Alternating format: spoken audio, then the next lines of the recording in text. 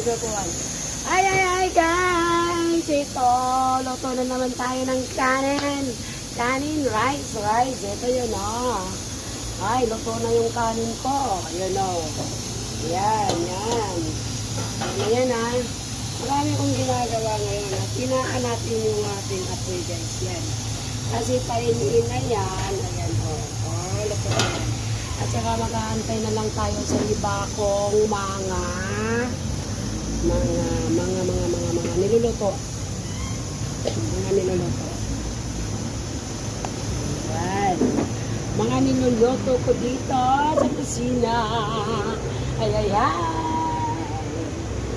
Pinapasingaw ko na pala yung aking rice cooker. Pressure cooker. Hindi rice cooker.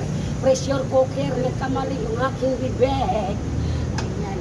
Kasi nilagang baka na naman.